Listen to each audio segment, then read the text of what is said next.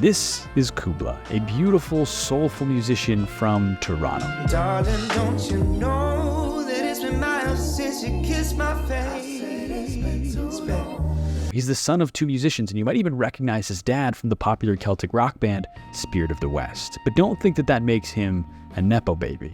Neither of them can really provide anything for me nepotistically, which is a blessing, because I'm never like, well, Daddy set me up a meeting with an A&R at Universal. Like, that never would happen, or could never happen, because he just doesn't have the connections. And that's perfect for me, because it means I can just explore, continuously explore. And as he explores, I was curious to know how he thinks about creating songs that are universally accepted.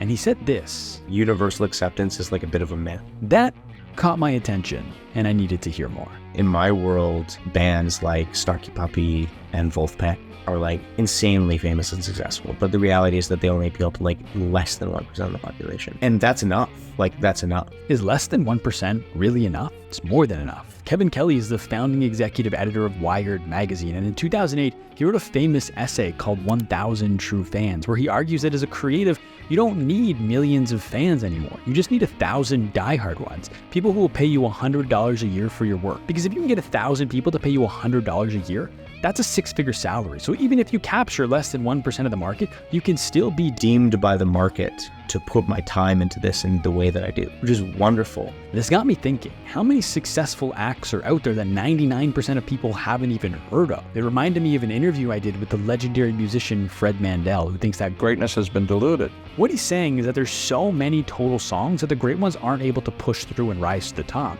He even told me about Philip Sayce, one of the best blues rock guitar players, if not the best in the world. I don't know why he's not huge. He's a logical follow-up to Hendrix, Stevie Ray Vaughan, and a lot of great players, but Philip is a monster. If this was 77, he would be world famous. Well, I think that greatness is in the eye of the beholder. Like, not to say it's totally subjective, because I think that Philip Sayce is like an amazing guitar player, and like that can be objectified. But he's like an amazing guitar player in like the Jimi Hendrix sense. He's not amazing in the Joe Pass sense. Joe Pass is like a really amazing good jazz guitar player. They're not the same. They wouldn't be able to play the same things. It's not an objective scale. So like, greatness is an idea. Is greatness really an idea? Isn't the most popular music the greatest? No.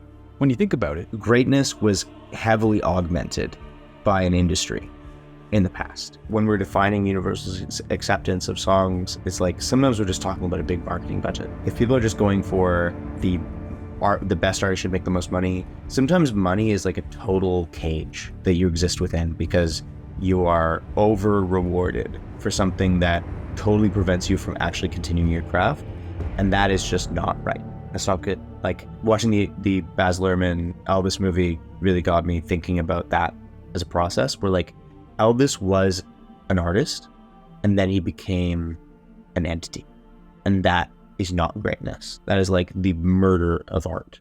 Look at it this way. The ability to make great art and the ability to acquire fame are two different skill sets. Some people are able to make great art and others are really good at getting attention. It's the rare few who are able to do both.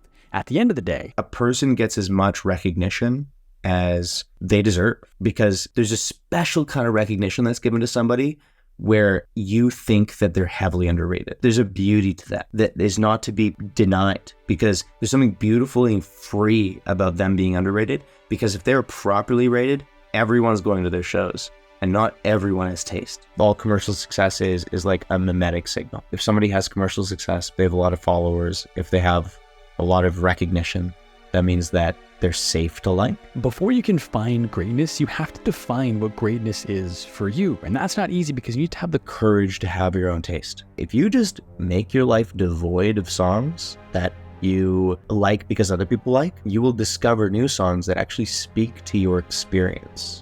And that is an amazing feeling. That might seem like a lot of work, especially when you consider the fact that art is often used as a form of self-soothing and as a way to distract yourself from the world. But when you actually put the effort in to seek out new music, to spend time processing it, and to ultimately find a musician you truly connect with, the payoff is worth it. Imagine being in a room of like 200 people, and you know all of those people have right taste instead of just are jumping on a bandwagon. That's a great feeling.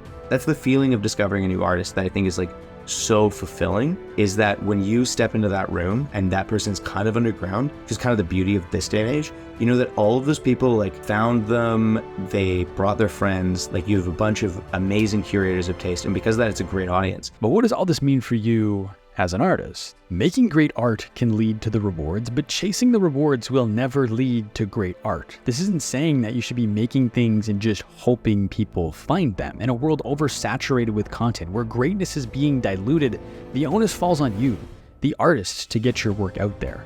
But that doesn't mean conforming to the market. So many people are thinking of distribution first and then engineering art to fit into their marketing plan. But you don't have to do that. You can make the art that you want to make, that only you can make, and then figure out the best way to distribute it. Stop letting the world bend you to its will and bend it to yours. Yeah, perfect. Thanks for watching. If you enjoyed today's video, make sure you subscribe to the channel. If you want to hear my full, uncut, 2.5 hour long interview with Kubla, just search up Artwell wherever you get your podcasts.